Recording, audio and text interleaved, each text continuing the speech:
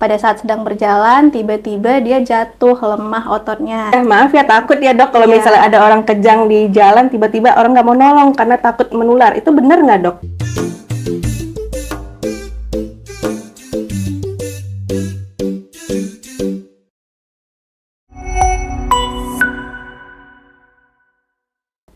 Halo, Assalamualaikum warahmatullahi wabarakatuh. Selamat siang semuanya. Salam sehat untuk kita semua. Kembali lagi di Medcast, Mediskus Podcast, podcastnya kesehatan. Perkenalkan, saya Redita Rosella yang akan menemani bincang-bincang kita pada siang hari ini. Nah, pada siang hari ini kita kedatangan tamu spesial nih dari bagian neurologi. Kepada Dr. Mariska, boleh kita perkenalkan diri dulu, Dok? Ya, terima kasih Dr. Dita. Halo sahabat Mediskus, perkenalkan saya Dr. Mariska, spesialis neurologi. Saya lulusan dari Fakultas Kedokteran USU. Lalu saat ini saya bekerja di 2 rumah sakit, yaitu Rumah Sakit Regina Maris dan Rumah Sakit Hermina Medan. Wah, ada di 2 rumah sakit ya dokter ya? Iya, benar. Oke dok, jadi pada siang hari ini nih kita mau membahas suatu yang banyak nih di kalangan masyarakat, banyak pertanyaan di kalangan masyarakat dokter mengenai epilepsi atau biasa orang-orang awam itu menyebutnya sebagai kejang ya dok ya, atau sawan ya dok biasanya Iya, kalau betul. orang awam ya. Boleh nggak dok dijelaskan apa itu epilepsi dokter? Oke, Dokter Dita. Jadi, epilepsi itu merupakan gangguan aktivitas listrik di otak yang ditandai dengan adanya kejang berulang. Nah, bentukan kejang ini bermacam-macam. Jadi, dia biasanya berupa kaku atau kelonjotan yang dapat terjadi pada sebagian atau seluruh tubuh. Nah, tapi ada juga bentuk kejang yang lain. Misalnya nih, pada saat ada orang yang lagi bicara, tiba-tiba dia bengong. Nah, itu dapat berupa bangkitan kejang juga, namanya bangkitan absans. Lalu ada juga bentukan kejang yang lain, misalnya pada saat sedang berjalan tiba-tiba dia jatuh, lemah ototnya. Nah, itu juga bisa berupa bangkitan kejang, yaitu kejang atonik. Apa ya penyebab dari epilepsi itu dokter? Kok bisa orang terkena kejang tersebut dok? Nah, oke. Jadi penyebab epilepsi itu dapat berupa genetik. Jadi ada sebagian orang yang memang terlahir dengan gen yang memudahkan dia untuk terjadinya bangkitan kejang. Nah, ada juga yang dia disertai dengan penyakit lain yang menyebabkan dia epilepsi sekunder. Misalnya penyakit stroke, penyakit infeksi otak, ataupun tumor otak.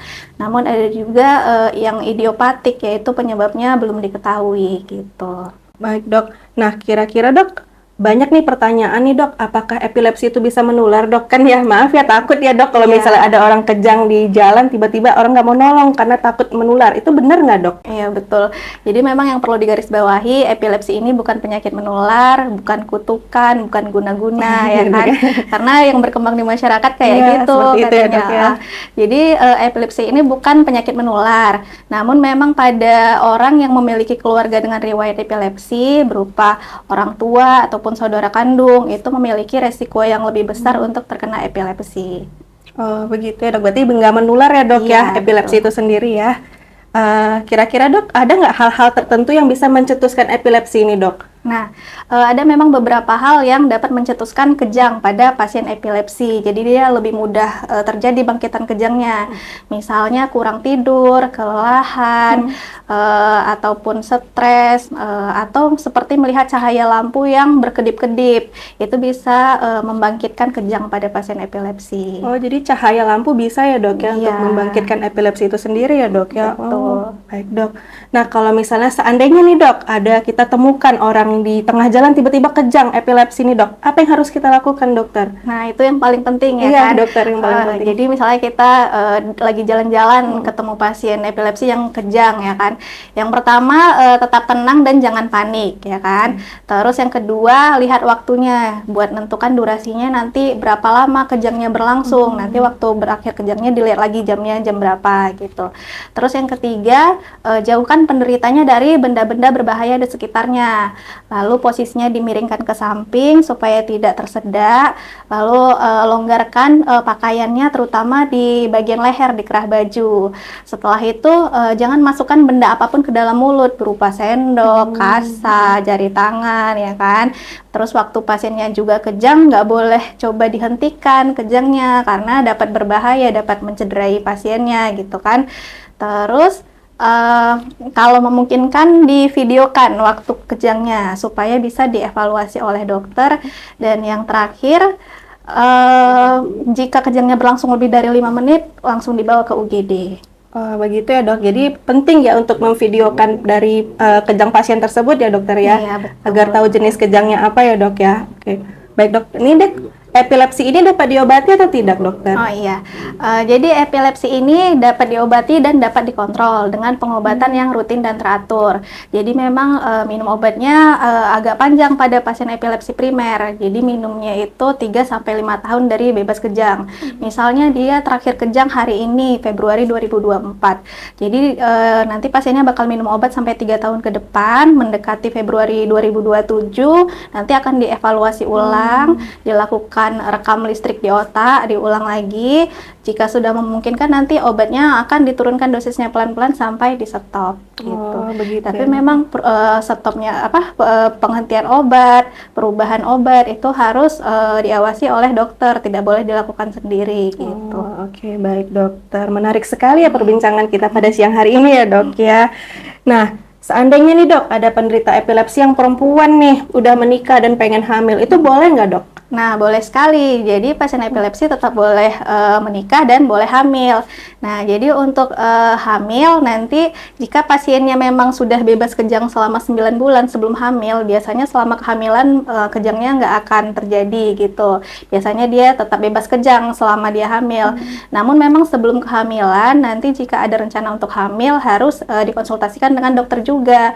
Karena memang ada beberapa obat epilepsi yang bersifat teratogenik, artinya dia dapat menyebabkan kecacatan bagi janin. Jadi nanti akan menjadi bahan pertimbangan lah buat dokter untuk pilihan obat epilepsinya gitu. Baik, jadi harus dikontrol ya dok ya, ke Iya, dokter betul. sarafnya ya dok ya. Iya. Nah, kalau seandainya penderita epilepsi ini ingin olahraga nih dok, pengen bugar kayak biasa orang-orang anak muda zaman sekarang dok. Iya, betul. Kira-kira apa ya dok pilihan olahraga yang tepat untuk orang epilepsi ini dokter, penderita epilepsi? Oke, jadi memang olahraganya apa aja boleh, tapi yang harus digarisbawahi tempat olahraganya ya kan. Jadi pasien epilepsi boleh olahraga di tempat yang aman, misalnya di lapangan atau di gedung olahraga. Jadi jangan olahraganya di jalan umum karena berbahaya ya Iya, kan. dok, ya.